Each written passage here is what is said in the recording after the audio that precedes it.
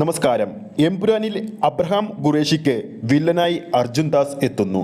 എമ്പുരാന്റെ ഏറ്റവും പുതിയ പുത്തൻ അപ്ഡേറ്റ് ഇപ്പോൾ പുറത്തു വന്നിരിക്കുകയാണ്. മലയാള സിനിമാ ലോകം ഒന്നടങ്കം കാത്തിരിക്കുന്ന ചിത്രമാണ് ലൂസിഫറിന്റെ രണ്ടാം ഭാഗമായ പൃഥ്വിരാജ് സുകുമാരൻ സംവിധാനം ചെയ്യുന്ന ലാലേട്ടൻ കേന്ദ്ര കഥാപാത്രമായി എത്തുന്ന ലൂസിഫറിന്റെ രണ്ടാം ഭാഗമായ എമ്പുരാന് വേണ്ടി ആദ്യ ഭാഗത്തിന്റെ വൻ വിജയത്തിനു ശേഷം വലിയ പ്രതീക്ഷയിലാണ് പ്രേക്ഷകർ ചിത്രത്തിന് വേണ്ടി കാത്തിരിക്കുന്നത്.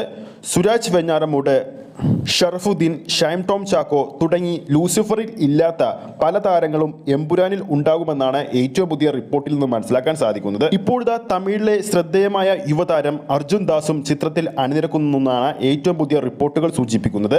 എമ്പുരാനിൽ വില്ലനായിട്ടാണോ അർജുൻ ദാസ് എത്തുന്നതെന്നാണ് പ്രേക്ഷകർ ഇപ്പോൾ ഉറ്റുനോക്കുന്നത്. സമീപകാല മലയാള സിനിമയിൽ ലൂസിഫർ എന്ന ഒരൊറ്റ ചിത്രം കൊണ്ട് ലാലേട്ടൻ എന്ന നടനും പൃഥ്വിരാജ് എന്ന നവാതക സംവിധായകനും വലിയ രീതിയിൽ ആഘോഷിക്കപ്പെട്ടിരുന്നു.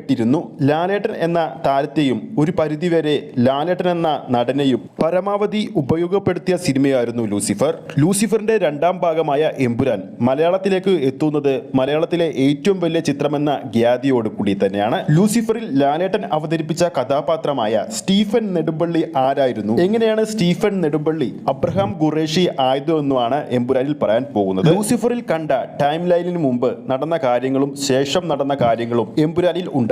മഞ്ജു വാര്യർ, ടൊവിനോ തോമസ്, ഇന്ദ്രജിത്ത്, വിവേക് ഒബ്രൈൻ, സായ് കുമാർ, നന്ദു തുടങ്ങിയവരും എമ്പുരാനിൽ ഉണ്ടാകും. ഈ വർഷം അവസാനത്തോടെയോ അടുത്ത വർഷം ആരംഭത്തിലൂടെയോ ചിത്രം തിയേറ്ററുകളിൽ എത്തിക്കാനാണ് ചിത്രത്തിന്റെ അണിയറ പ്രവർത്തകർ പ്ലാൻ ചെയ്യുന്നത്. കൂടാതെ മലയാളം, തമിഴ്, തെലുങ്കു, ഹിന്ദി, കന്നഡ തുടങ്ങിയ ഭാഷകളിലും ചിത്രം പ്രദർശനത്തിനെത്തും. എന്തായാലും എമ്പുരാന്റെ കൂടുതൽ അപ്ഡേറ്റുകൾക്ക് വേണ്ടി നമുക്ക് കാത്തിരിക്കാം. ഈ ഒരു വീഡിയോ നിങ്ങൾക്ക് ഇഷ്ടപ്പെട്ടിട്ടുണ്ടെങ്കിൽ വീഡിയോ ലൈക്ക് ചെയ്യാനും ചാനൽ സബ്സ്ക്രൈബ് ചെയ്യുന്ന കാര്യം കൂടി പരിഗണിക്കുക.